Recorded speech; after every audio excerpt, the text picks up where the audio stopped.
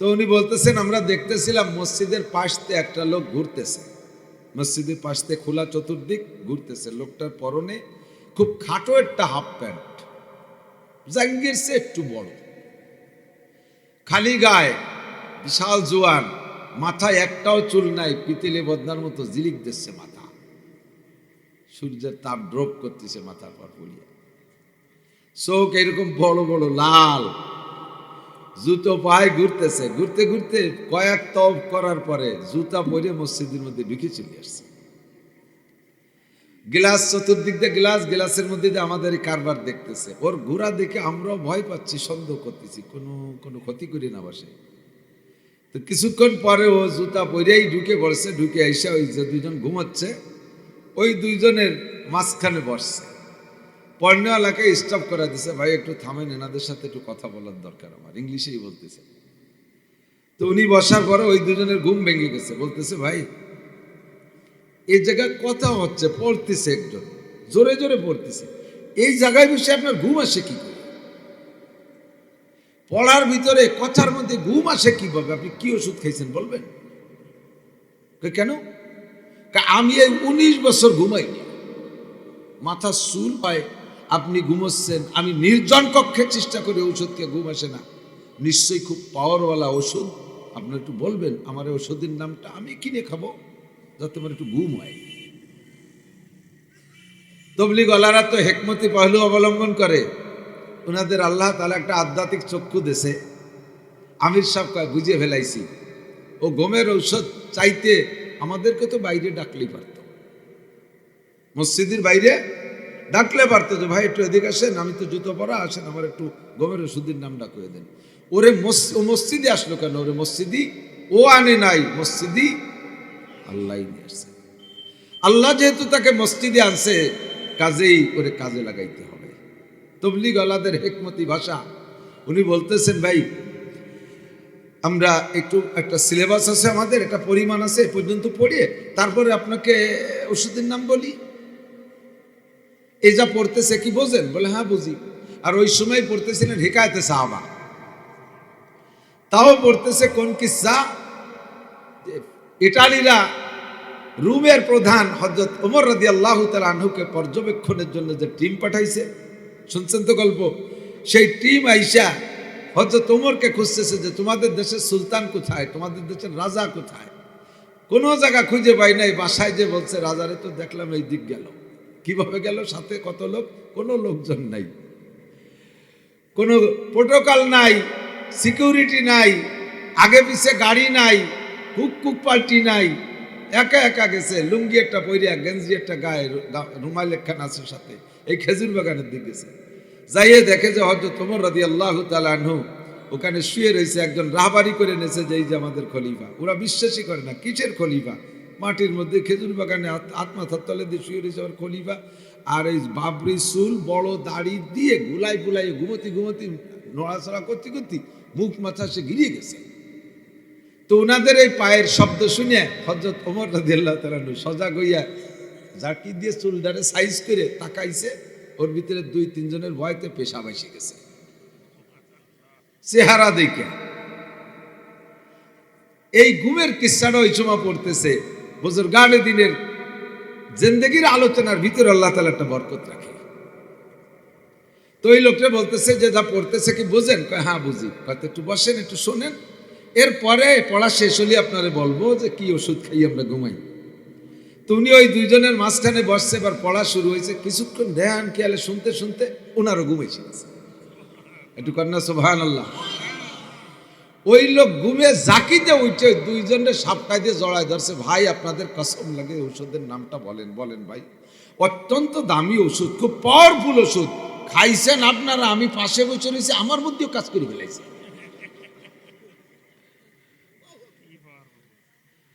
কুনু মা'আস সাদিকিন, সত্যবাদীদের সাথে থাকলে সত্যবাদীদের ঘিরানো মানুষের মধ্যে ঢুকে পড়ে, ঠিক না?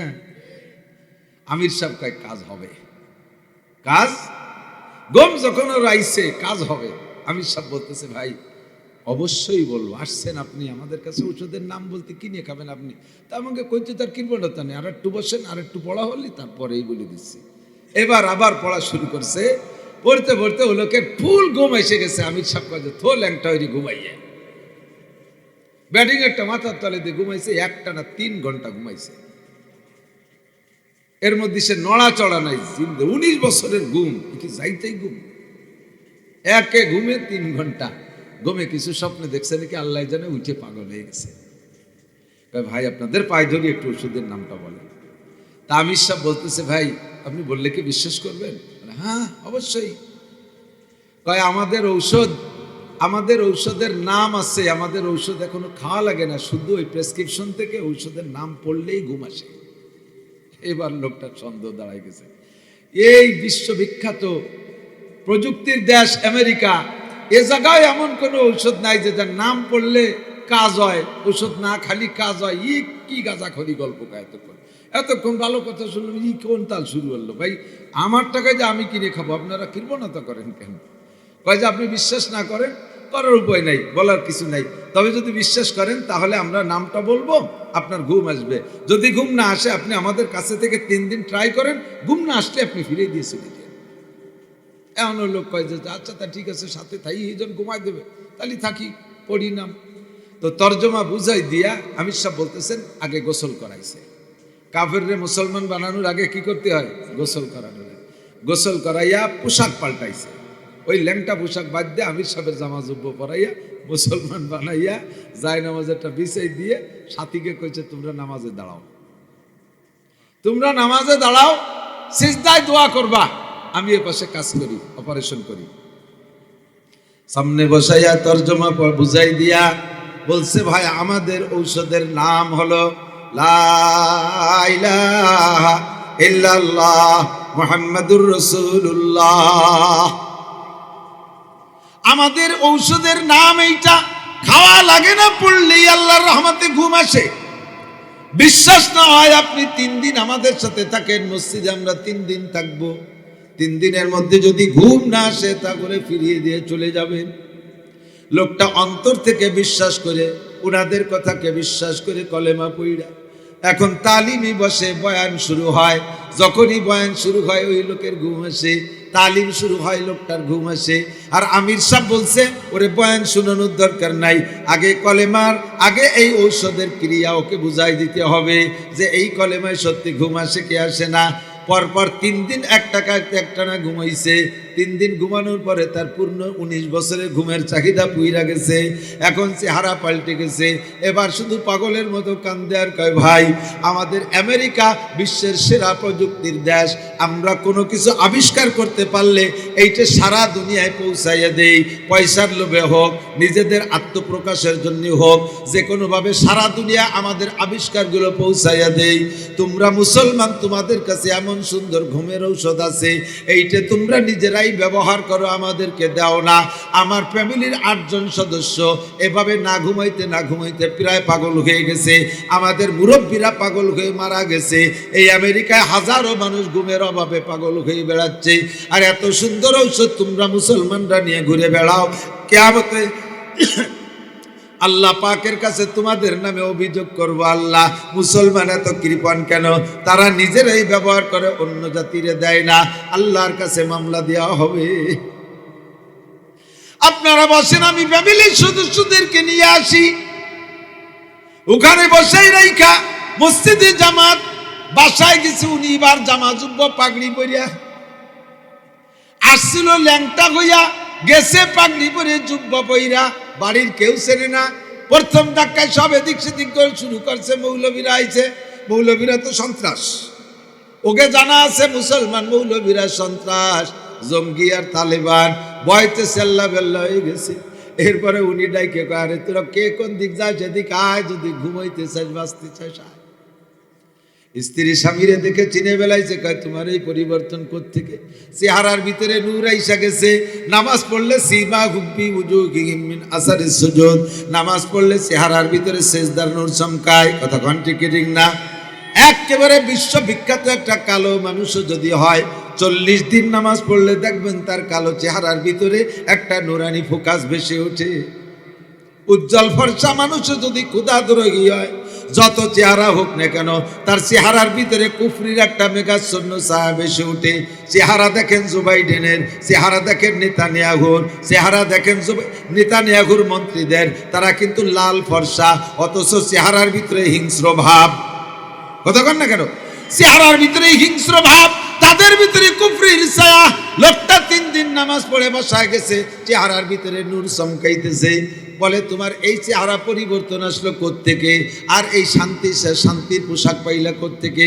বিস্তারিত শুনাইলেন, বললেন যদি ঘুমাইতে চাস আয়, তোরা আয়, ঘুমের বড়ি আছে এই মসজিদে, আমরা খেয়ে আসি। পুরো ফ্যামিলি সব সদস্যদেরকে নিয়ে ওখানে নিয়ে কলেমা পড়ে মুসলমান বানাইয়া এরপরে বাসায় চলে আসছে। একটু কন্যা সুবহানাল্লাহ। ওই লোকটা বলতেছেন আমি লোকটার সাথে যোগাযোগ রাখি। 2 বছরের ভিতরে ওই লোকটা তার মেহনতের ওসিলায় তার কলোনিতে যত খ্রিস্টান ছিল সবগুলোকে কলেমা পড়াই মুসলমান। মহল্লায় একটা মসজিদ নির্মাণ করেছে, পাশের মসজিদের ইমাম সাহেবের কাছে পড়ালেখা কইরা এখন ওই মসজিদের ইমামও সে হয়ে গেছে।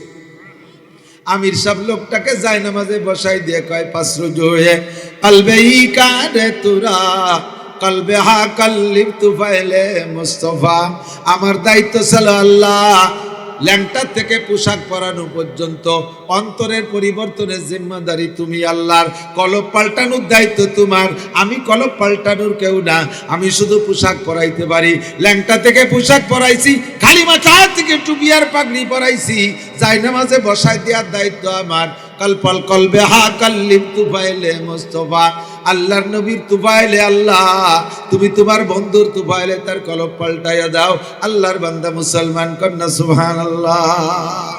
আল্লাহু আকবার। মান ইয়াহদিল্লাহু ফাহুয়াল মুহতাদ ওয়া মান ইউদ্লিল ফালান তাজিদ লাহু ওয়ালিয়াম মুরশিদা। আল্লাহ যদি কেউরে হিদায়াত দেয়, মাত্র 2-1 কথার মধ্যে হিদায়াত হয়ে যায়। আল্লাহ যদি কেউরে হিদায়াত না দেয়, সারা দুনিয়ার বক্তা বাইটে খাওয়ালেও তার পরিবর্তন হবে না। ঠিক না? আমার আপনার ঘরে যাই বিছানা আছে, আল্লাহর রহমতে নরমাল কাঁথা কম্বলের নিচে গেলে আরামসে ঘুম এসে যায়। এখনই শীতকালের দিন, আরামের ঘুমের সময়, আরামের বিছানা ফেলে রেখে সেখানে বসছেন। আজকের এই বসার টাইমটার হিসাব আল্লাহর কাছে দেওয়া লাগবে। মৌলভী নাসির, তুমি কেন এত মানুষকে বসায় রেখেছো? আমাকে প্রথম জবাব দেয়া লাগবে। কাজেই আমি এই জবাব যাতে সুন্দর দিতে পারি বিদায় জরুরি কিছু কথা আপনারা শিখাইতে হবে। আর আপনারাও বসে রয়েছেন কেন? জবাব দেওয়া লাগবে। আরামের বিছানা বউ বাচ্চা ফেলাই তুইয়া যাইয়া মাঠের মধ্যে বসে রয়েছে, ঠান্ডার মধ্যে কি নিয়ে আসছো বলে যাও। আবার জিজ্ঞেস হবে, শিখছো যথেষ্ট, আনছো কম না, কিন্তু আমল করছো কতটুক? আল্লাহর নবী বলেন লা তাজুলু কদামা ইবনি আদম ইয়াউমাল কিয়ামতি হাত্তা ইউসআলা আন আরবা। 4 প্রশ্নের জবাব না দিয়া ময়দানে মাশার থেকে একটা কদমও সামনে বাড়ানো যাবে। কথা কয় বোঝে না? সামনে বাড়ানো যাবে কিয়ামতের মাঠে। অবশ্যই বাগেরহাট হিসেবে আপনারা সবাই বাড়িওয়ালা আর আমি মেহমান। আরবি ফার্সিতে বাড়িওয়ালারে কয় মেজবান, আর যারা আসে তাদেরকে বলে মেহমান। আপনারা সবাই মেজবান, আমি মেহমান। আমারে মাইক দিয়ে বক বক করতে লাগাই দিয়ে আপনারা খাচ্ছেন। আপনাকে মতো অসামাজিক নাই। আমারে খাওয়াবেন, তারপরে আপনারা খাবেন। আপনারা খাচ্ছেন আর আমি গেজাতি তালে আছি। যদি খাইতেই হয় তাহলে বাদাম আমারও দেন, সবাই মিলে খাইয়ে দিয়ে একবারে শুরু করি। এটা আদবের খেলাফ হবে না। জবাব এই টাইমের দেওয়া লাগবে। আজকে টাইমের জবাব দেওয়া লাগবে। গোটা জিন্দেগির হিসাবের ভিতরে এটাও একটা হিসাব আসবে। 2 নম্বরে আনসাবাবিহি ফিমা আবলা। ও যুবক, তোমার যৌবন কালটা কিভাবে কাটাইলে বলে যাও। হযরত মাওলানা আব্দুল মাবুদ সাহেবের এলাকার মানুষের সকল ওয়াজ শুনতে বাকি নাই আমার বিশ্বাস। আমরা ওনার ওয়াজের শিষ্য, ওনাদের কাছ থেকে শুনে ওয়াজ করা শিখছি। অবশ্যই শুনেছেন যৌবনকালের হিসাব দেওয়া লাগবে কি লাগবে না। 3 নম্বরে আন মালিহি মিন আইনা ইনতাসাবা ফিমা আনফাকা। মাল কোত্থেকে কামাই করেছো, কোথায় খরচ করেছো বলে যাও। ঢাকায় আসলে তুমি খালি হাতে, 10 বছর পরে তুমি শিল্পপতি, কোটিপতি, রাষ্ট্রপতি, ভগ্নিপতি, এতপতি হইলা কিভাবে টাকার হিসাব দিয়ে যাও। কামাই করছো হালাল ভাবে, খরচ করো হারাম ভাবে। কামাই করছো হালাল ভাবে, খরচ করো হারাম ভাবে, এটাও তোমার অন্যায়। ঘুষ খাইয়া সুদ খাইয়া টাকা কামাই করে তা দিয়ে আবার কাবা ঘরের গিলাফ কিনে দিস, এটা তার চেয়ে বড় অন্যায়। কতক্ষণ আকাম কুকাম করে টাকা কামাই করে লাস্টে আল্লাহরে বলদ পাইয়া চলে গেছে হজে। আল্লাহ হজে আল্লাহ কাই সুসুয়া তোর মতো এই হারাম টাকা নিয়ে কিনা হজে আসতে কইছে, কাদা কথা পুরো হজ এলাকা গন্ধ হয়ে গেছে তোর টাকা। কামাই করছো হারাম ভাবে, খরচ করো ভালো জায়গা, এটাও অন্যায়। আবার রক্ত পানি করে কামাই করে সেই টাকা দিয়ে বেরাকের কিস্তি দাও। কামাই করছো ভ্যান রিক্সা চালাইয়া হালাল ভাবে, আবার সেই টাকা দিয়ে বেরাকের কিস্তি দাও, এটাও অন্যায় করেছো, জবাব দিয়ে যাও। 4 নম্বরে মাজা আমিলা বিমা আলিমা, এতক্ষণ পর্যন্ত যা শুনেছো উলামায়ে কিরামের কাছ থেকে এইটা আমল করছো কতটুকু বলে যাও। এই 4 প্রশ্নের জবাব না দিয়ে যাওয়া যাবে না। কাজে আমারও সময়টাকে কাজে লাগাইতে হবে, আপনাদেরও সময় কাজে লাগাইতে হবে। একটা কথা এদিক সেদিক হইতে দেবেন না। অবশেষে মুরব্বী হুজুর এসে ইনশাআল্লাহ দোয়া করবে যদি আসতে পারে। প্রস্তুত আছেন তো ইনশাআল্লাহ? আল্লাহ সবাইরে তৌফিক দান করে, বলেন আমিন। আমাদের হিদায়াতের জন্য জাগতিক কোনো সংবিধানের দরকার নাই। আমাদের সংবিধান আসছে কোত্থেকে? সবাই বলবেন না কোত্থেকে? আসমান থেকে, আল্লাহর থেকে। সংবিধানদাতা কে? আল্লাহ। কাইনিল হুকমু ইল্লা লিল্লাহ, এ জগতের মালিক আমি আল্লাহ। কুলিল্লাহুম্মা মালিকাল মুলক, বলো এ জগতের মালিক কে? তুতিল মুলকা মান তাশা, তুমি আল্লাহ যাকে খুশি জগতের কিছুক্ষণের জন্য আঞ্চলিক একটু জিম্মাদারি দিয়ে মালিক বানায় দাও। কেউরে 1 কাঠার, কেউকে 1 বিঘের, কেউরে 10 বিঘের, কেউরে 100 বিঘের, কেউরে 1000 বিঘের, কেউরে ওয়ার্ডের, কেউরে ইউনিয়নের, কেউরে থানার, কেউরে সিটের, কেউরে দেশের, এভাবে ভাগ করে, কেউরে উপমহাদেশের, কেউরে মহাদেশের, এমন করে করে তুমি আল্লাহ জিম্মাদারি দাও। ওয়াতানজিউল মুলকা মিম্মান তাশা, আবার যে কোনো সময় তুমি আল্লাহ কেড়ে নিয়ে যেতে পারো। সম্পদও নিতে পারে, সন্তানও নিতে পারে, ক্ষমতা নেয়ার ক্ষমতা আল্লাহ পাকের আছে না নাই? হাজারো হাজার প্রমাণ করেছে আল্লাহ পাক। রাজাদির রাজকে আল্লাহ পাক চুবাইয়া পানির মধ্যে শেষ করেছে, মশা দিয়ে ধ্বংস করেছে। কিসা সবাই জানেন। কতক্ষণ সাদ্দাতকে তার জান্নাতের গেটে আল্লাহ পাক শোয়াই দিছে, এরকম বহুত জনকে মারছে। আল্লাহ, এ জগৎ তোমার হুকুমত চলবে, তোমার সংবিধান চলবে। আল্লাহ রাব্বুল আলামিন সংবিধান পাবো কোন জায়গায়? আল্লাহ কয় শাহরুর রমাদান আল্লাযী উনজিলা ফীহিল কুরআন, রমজান মাসে আমি কোরআন নাজিল করেছি, ওইটাই হলো সংবিধান বই। হুদাল লিন্নাসি ওয়া বাইয়িনাতিন মিনাল হুদা ওয়াল ফুরকান, এ কোরআন হলো মানব জাতির পথ প্রদর্শক। আমার দিক কোরআন হলো মানব জাতির, আর একদিক খেয়াল করছেন বিদায় জবাব দিতে পারলেন না। কোরআন হলো মানব জাতির রাহবার, পথ প্রদর্শক। কথা বলেন। আমাদের সংবিধান বইয়ের নাম কি? আল কোরআন। জোরে বলেন কি? কোন মানব রচিত সংবিধান মুসলিম জিন্দেগিতে আমরা গ্রহণ করতে রাজি? আমাদের সংবিধান দাতা আছে আল্লাহ পাক রব্বুল আলামিন।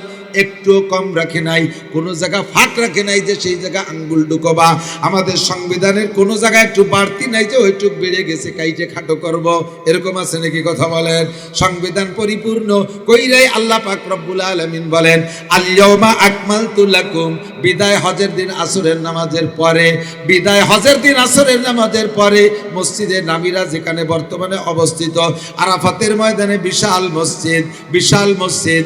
এখানে মসজিদ ছিল না নবীর জামানায়। ওই ফাঁকা জায়গায় উটের পিঠে বৈশা নবী খুতবা দিচ্ছিলেন, বিদায় হজের খুতবা। নবীও জানেন না যে হজটা হুজুরের বিদায় হজ, এরপরে আর নবী হজ করতে পারেন নাই।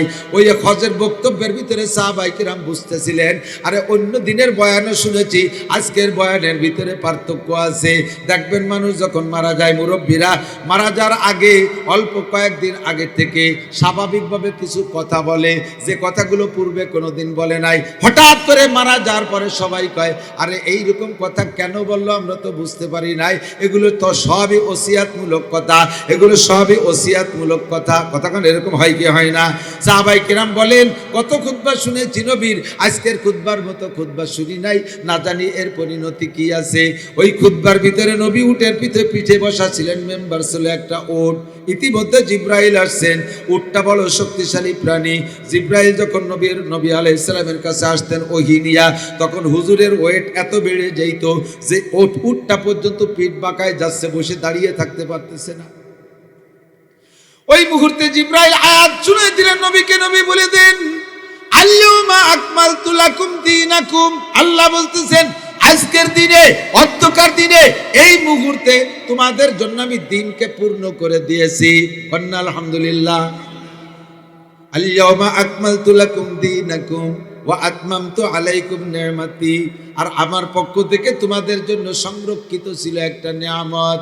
রূহের জগতে আবার একটা খাস নিয়ামত সংরক্ষিত ছিল, ওই নিয়ামতটা তোমাদের কাছে দিয়েছিলাম, নিয়ামতটা আজকে পূর্ণ হয়ে গেছে। ওয়া রাদিতু লাকুমুল ইসলাম দীনা।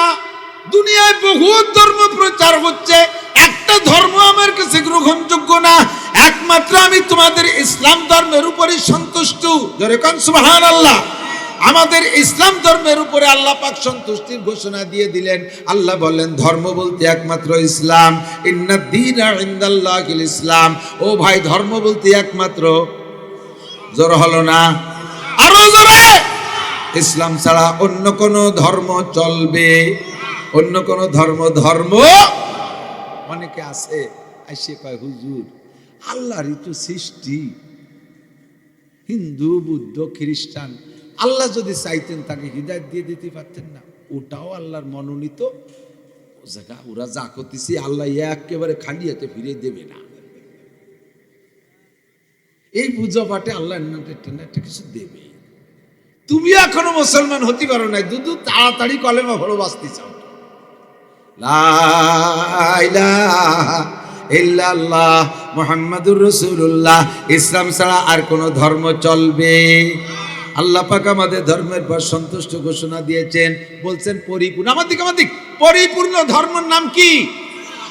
আমি একজন হিন্দুরে কইলাম, এই শোন মুশাহিদিক, আমার সাথে ভালো সম্পর্ক আছে, আমরা মুসলমানদের সব জায়গায় ইসলাম, যার কারণে আল্লাহ আমাদেরকে বলছে উদকুলুবি সিলমি কাফা, ইসলামের মধ্যে পূর্ণ ঢোকো।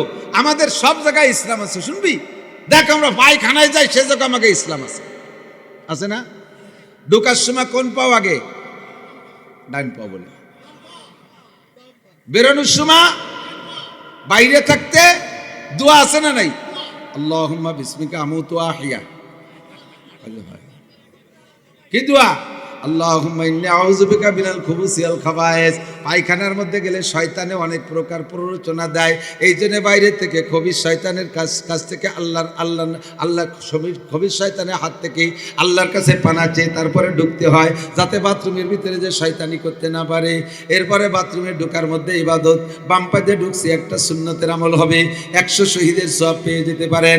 এবার বাথরুমে ঢুইকা পরিমাণ মতো কাপড় খোলা, এটাও ইসলাম। ফাঁকা জায়গা বাথরুমের ভিতরে ঘেরাও করা জায়গা, কেউ দেখতেছে না, সুন্দর পাকা পায়খানা, চতুর্দিক দিয়ে ঘেরাও করা আছে। এর কারণে লুঙ্গিটা খুলে উপরে আড়ের সাথে বাঁধাই ধুইয়া একটা বিড়ি ধরায় অন্যাসে ছানা বান্ধে বসে যাবা। বিড়ির ধুমু আর পায়খানার ধুমু একসাথে সুস্থি থাকবা, এটি সুন্নাত দেখি। যতটুক দরকার ততটুক খুলতে হবে, সবটুক খোলার দরকার নাই। পুরো খুললেও গুনাহ নাই, তবে ওর ভিতরে খেয়াল রাখতে হবে।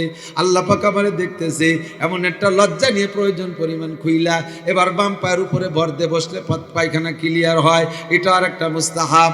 এই কতগুলো ইবাদতের মধ্যে জরুরত সারবেন, ঢিলা ব্যবহার করবেন। গরমকালে পুরুষরা একরকম, শীতকালে আর এক রকম। গরমকালে পুরুষের শরীর ঢিলা ঢালা থাকে, 3টা ঢিলার, প্রথমটা সামনের থেকে পিছনের দিক, দ্বিতীয়টা পিছন থেকে সামনের দিক, তৃতীয়টা সামনের থেকে পিছনের দিক। শীতকালে শরীর ক্লোজ হয়ে আসে, যার কারণে প্রথমটা পিছন থেকে সামনের দিক, দ্বিতীয়টা সামনের থেকে পিছনের দিক, তৃতীয়টা আবার পিছনের থেকে সামনের দিক। নারীরা 12 মাস কাল প্রথমটা সামনের থেকে পিছনের দিক, এরপরে আগাগোড়া করে এভাবে 3টা ঢিলা। প্রয়োজন পরিমাণ পানি ব্যবহার করবেন। এই পানিটা ব্যবহার করার পরে ওই খরচ করা পানি তো অল্প একটু পানি, ময়লা দিয়ে গোলাপোলা পানি শরীরের মাখায় গেছে, মনের মধ্যে একটু কেমন কেমন খুদবুদি করতে পারে। ওই পানির হাত থেকে বাঁচা বড় কঠিন, কারণ সকলেরই তো ওই অবস্থা একসময় প্রত্যেক দিন 2-1 বার হয়। এই পানির হাত থেকে বাঁচা বড় কঠিন, যার কারণে ওই পানির পাক ঘোষণা দেওয়া হয়েছে। ওই পানি কাপড়ে লাগলে সেই কাপড় দিয়ে নামাজ পড়া যাবে। তবে এর ভিতরে একটা তাকওয়া পরহেজগারি হলো, এটা হলো বেশি তাসাউফি, বেশি পরহেজগারি। বাথরুমের মধ্যে একটা অতিরিক্ত কাপড় রাখবেন, ওই কাপড় দিয়ে নির্দিষ্ট স্ট্যান্ডার্ডে মুইসা পরিষ্কার করে তারপরে পরনের কাপড়টা ছেড়ে দেবেন বা টেনে উঠে পড়বেন। দেখবেন আপনার নামাজের মধ্যে খুশু একাগ্রতা বেশি হচ্ছে। আমার ইসলাম পায়খানার মধ্যে কতটুকু দেখছেন? এবার পায়খানা থেকে বের হবেন কোন পা দিয়া? বেরোয় একটা দোয়া পড়বেন, কি? গুফরানাকা আলহামদুলিল্লাহিল্লাযী আযহাবা আননিল আযাব ওয়া আফানি। ক্ষমা চাই ওই আল্লাহর কাছে যেই আল্লাহ পাক রব্বুল আলামিন আমার পেটের ভিতরে থেকে ক্ষতিকারক জিনিস বের করে দিয়া আমাকে প্রশান্তি দিয়েছেন। আরে চরম ক্ষুধার মধ্যে চরম ক্ষুধায় খানা খাইলে যে তৃপ্তি পাওয়া যায়, কঠিন ভাবে বাথরুম আসছে, বাথরুম করার কোনো জায়গা পাচ্ছে না, এইরকম বিপদ মুহূর্তে লুঙ্গি মুঙ্গি নষ্ট হয়ে যায় ভাব, এই সময় যদি পায়খানা করতে পারেন, ওই ক্ষুধা পেটে খাইলে যে মজা তার চাইতে এই সময় আগে বেশি মজা, ঠিক না? গোপাল ভাড়ের গল্প শুনুন না, মাঝে মাঝে দুটো একটা সালাদ দেওয়া লাগে। এই গোপাল ভাড় ছিল হিন্দুকে ভিতরে এক পাঙ্কু, আর আমাদের উলামায়ে কিরামদের ভিতরে ছিলেন, মুসলমানদের ভিতরে বাদশাহ আলমগীর রহমাতুল্লাহ আলাইহির সময় সম্ভবত ছিলেন মোল্লা জিয়ন রহমাতুল্লাহ আলাইহি। উনি এরকম কুশইটিয়া। এই দুইজনের চুটকি শুনলি নাড়ি ব্যথা হয়ে যায়। মোল্লা জিয়ন রহমাতুল্লাহ আলাইহি এদিকে দিক সবাই তো মোল্লাকে মোল্লা জানে, আর ওই দেশে তো জান আফগানে সব মোল্লা, আফগানি হুজুররা সব কি মোল্লায় ভরে গেছে। আল্লাহর রহমত, মুসলমান আফগানি মোল্লাদেরকে আল্লাহ তাআলা ইসলামী শাসন ব্যবস্থার বদৌলতে কি বরকত দিয়েছে, আসুক পরে কই। তো মোল্লা জিয়ন রহমাতুল্লাহ আলাইহি উনার সাথে এই মন্ত্রী এমপিদের মাঝে মাঝে তর্ক হয়, যার সাথে তর্ক হয় সে ওদিন এমন ঠগে মার খায়, আর তার সারা বছর ওদিন মোল্লার সাথে কথা কয় শক্ত হয় না। মাঝে মাঝে বাদশাহ নিজেও হারিয়ে যায়। তা আজকে বাদশাহ মোল্লারে হারাবে বিদায় সব মন্ত্রীদেরকে গোপনে কয়ে দিয়েছে, এমপি মন্ত্রীদেরকে, আগামীকাল সবাই একটা ডিম নিয়ে আসবে জুত করে। মোল্লা আসে, আবার সবাই পিছু নিয়ে আবার কিতাব লেখে। কওমি মাদ্রাসার সবচাইতে উসুলের সবচেয়ে শ্রেষ্ঠ ভালো কিতাবের ভিতরে অন্যতম নুরুল আনোয়ার, এই কিতাবটা লেখছে ওই মোল্লা মন্ত্রী থাকা অবস্থায়। এটা আমাদের কওমি মাদ্রাসায় পড়া হয় শরহে বেকায়ের জামাতে, বহুত জরুরি কিতাব। ওই কিতাব লেখে এই জন্য লিখতে লিখতে সংসদে আসতে দেরি হয়ে যায়। তো মোল্লারে এই দিক থেকে আগে একদিন জিজ্ঞেস করছে, বলো তো মোল্লা, পাকা কথা বলো। এই বাবা তার দি ও বাদ দিদি, তুই মানুষ দি বাদ দিদি, তুই চুল কাটছে কিং জমউনির মতো, আবার আইসি ছবি নিতে, ওই মাচারে কটা চাইছি ফেলে এখন বেলেট দিয়ে দিবি, তুই দিয়ে আমার কত খেদমত করলি, আমি অত শুনকে মাথায়। আয় মোল্লা বলো তো আমার পুকুরি কয় গিলাস পানি আছে? পড়ছেন আপনারা বইতে, আগের বইতেছিল। বলো তো মোল্লা আমার পুকুরি কয় গিলাস পানি আছে? মন্ত্রীরা নারায় তকবির দিয়ে উঠছে, খেলা হবে আজকে। মোল্লা খালি ডেলি ঠগায়, আজকে পানি মাইপি না করলি করে ঢুয়োটা মানি নেব না। এখন মোল্লা খানিক জিম ধরে বলতে, স্যার গিলাসটা কটটুক, কয় গিলাস পানি আছে? গিলাস কত প্রকার গিলাস না, তাকে গিলাসের সাইজ জানা করলে আমি কিভাবে মাপবো? আর ওই সব দেন, কয় গিলাস আছে তাই বল। কয় না স্যার, গিলাসের সাইজ না করলে আমি কিভাবে মাপবো? যদি গিলাসটা আপনার পুকুরের সমান হয় তাহলে এক গিলাস। এখন অন্য মন্ত্রীরা টিপাটি হতো, তো ঢ্যানও গেল না, শুরু হচ্ছে যাই দিয়ে। গিলাস যদি পুকুরের অর্ধেক হয় তাহলে 2 গিলাস, গিলাস যদি পুকুরের 4 ভাগের 1 ভাগ হয় তাহলে 4 গিলাস। আজও ঠেকাতে পারে নি মোল্লারে, কাজে নিয়ে মোল্লার সাথে পারার কায়দা নেই। মন্ত্রী এমপিকে কানে কানে কইছে, কালকে একটা ডিম নিয়ে আসবা। আইনে সবাই চেয়ারে কায়দা হয়ে বসবা, ফাঁসার তলে থিয়ে বসবে। মোল্লা তো সবাই পিছিয়ে আসে, আমি রাগারাগি করিয়া বলবো যে সবাই ডিম পাড়াও। মোল্লা তো জানে না, মোল্লা আনতে পারবে না, সবাই ফাঁসার তলে ডিম দেখাবা, মোল্লা দেখাতে পারবে না, হারিয়ে যাবে। এই ছাড়া আর মোল্লারে ঢোকানোর কোনো কায়দা নেই। সবাই ডিম একটা নিয়ে আইসে, মোল্লা তা জানে না, সবাই আগে এসে বসে ফাঁসার তলে থিয়ে বসে রয়েছে, একটু কায়দা টিপে টাপে ডিম তো ভেঙে যাওয়ার হয়তো কায়দার। এর মধ্যে মোল্লা আইসে পিছনে বাদ সারাইয়ে গেছে, মানে কৃত্রিম সাজানি নাটক। তো আপনারা মোল্লারা এরকম খালি পিছিয়ে পড়েন, মুরগির মতো পিছনে টানেন, আপনারা আপনাকে দিয়ে দেশ চালাবো কি করে? সবাই মুরগির মতো ডিম পাড়েন। সবাই কাইতে সব এমপি মন্ত্রী ডিম দেখাইছেন, মোল্লার তো ডিম নাই। মোল্লা বোকার মতো দাঁড়াইছে, পাড়েন ডিম পাড়েন। মোল্লা ডেলি পাকা কথা, আর মোল্লার ডিম ডাম না পারে কুক, তার মানে ডিম দেখান। স্যার এতগুলো মুরগি একটা মোরগ না থাকলে ডিম তো পাওয়া যাবে, আমি মোরগ। ওই যে এ মোল্লা বিলাত ফোড়াইনি মোল্লা না, আল্লাহু আকবার। আরে মিয়া আপনারা গালাগালি কাজাকাজি করেন, আমরা মোল্লারা কাজাই না, পারি নে বলে কাজাই নেই। বহুত গালি জানি, আপনারা খালি বাগেরহাটের গালি জানেন, আমি জানি সারা বাংলাদেশের গালি। বাংলাদেশ ঘুরিয়ে জানি, গালাগালি করি না, কাজাই না। আল্লাহ আমাদের জবান কন্ট্রোল করে ফেলাইছে, বাকি জানি না তা না। আমরা সাইদে সুইদে বোকা সাজি, অত বোকা না যত বোকা মনে হচ্ছে, ওই রকম মোল্লার মতো বহুত পাকা মোল্লা দেশে আছে। এবার গোপাল ভাঁড় ওর সাথে বাচ্চার রাগারাগি বাচ্চা, গোপাল ভাঁড়ের রাগ করে, তুই জীবনে কোনোদিন আমার সামনে মুখ দেখাবি না, মুখ দেখাতে নিষেধ আছে। পরের দিন সংসদে আইসে দেখে গোপাল ভাঁড় উবুর হয়ে শুয়ে রয়েছে, ভাষায় কাপড় নেই। রাজা কে কে কয়, স্যার আমি গোপাল। এই অবস্থা কেন? গতকাল বললেন না মুখ দেখাতে নিষেধ, ওই জন্য ভাষা দেখাচ্ছে।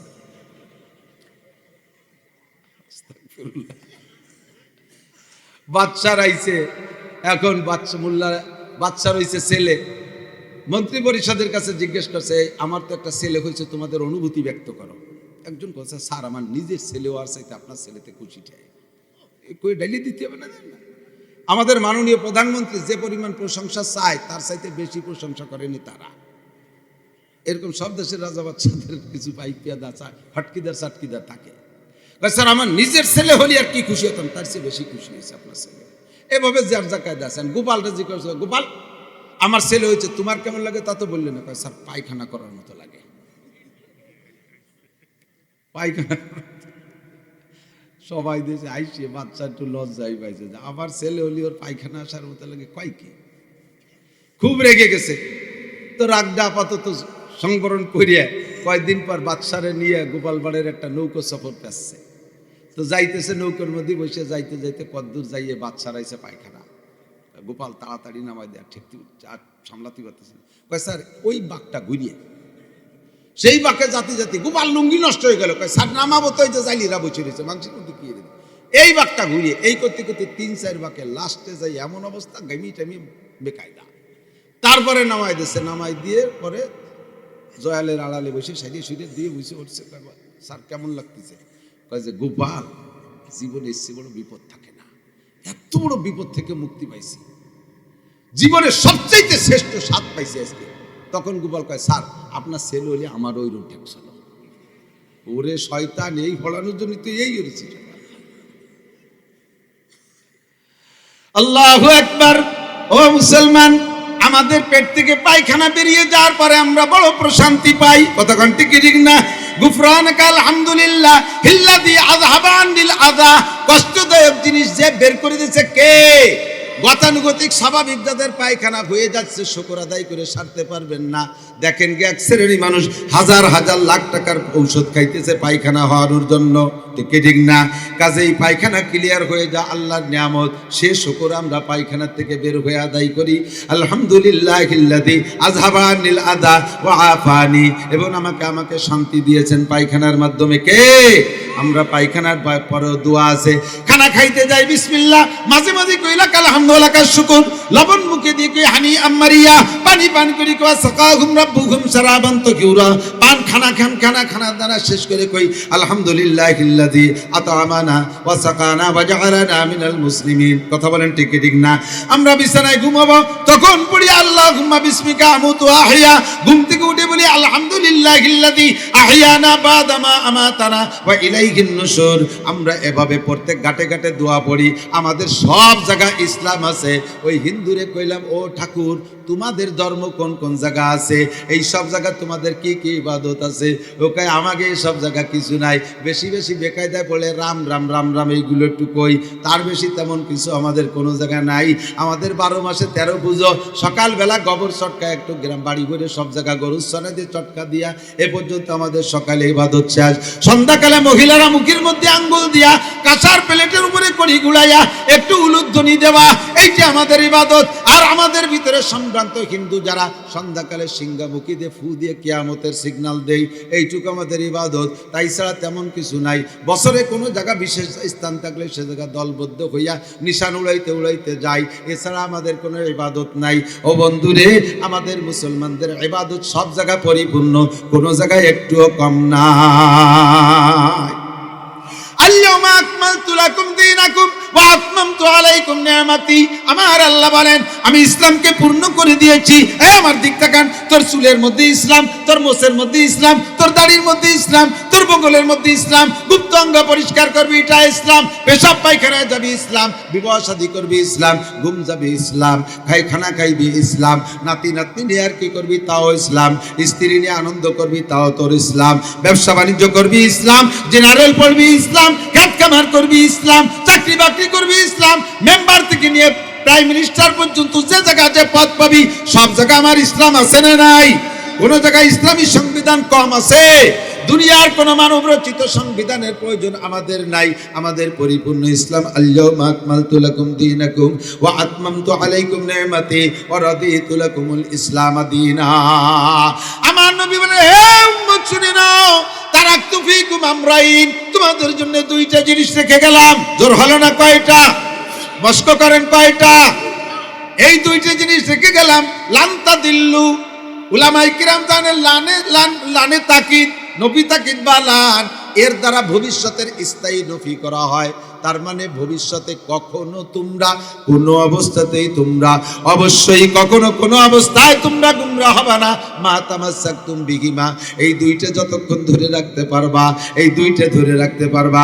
নিস্তে হজ্জাত কওলো ফেলো কি চেপির কওলে হক ফেলে আহমদ রাবেগির। ওই দুইটা জিনিস হলো, কোনো পীরের কথা আমি শুনতে রাজি না, কোনো আলেমের কথা শুনতে রাজি না, কোনো নেতার কথা শুনতে রাজি না, যতক্ষণ পর্যন্ত পীর সাহেবের কথা, আলেম সাহেবের কথা কুরআন আর হাদিসের সাথে মিল না খাবে। দুইটা জিনিস হলো, আল্লাহর নবী বলেন কিতাব আল্লাহি ওয়া সুন্নতি। একটা হলো আল্লাহর কিতাব আর একটা হলো আমি নবীর আদর্শ। আল্লাহর কিতাব কোরআন আর আমি নবীর আদর্শ সুন্নাত, দুইটা ধরে রাখবা। তোমার দুনিয়ার সুখ শান্তির জন্য কোনো নতুন সংবিধানের প্রয়োজন হবে? জোরে বলেন হবে? কোন মতবাদের দরকার নাই। এই ডারউইনের মতবাদ লাথি বাড়ি তোরে, আপনাকে বাড়ির দ্বারে তো সুন্দরবন মৌলানা কইছে, তারপরে যেখানে যেটুক আসে আসে, টুক না করলেও হয় না।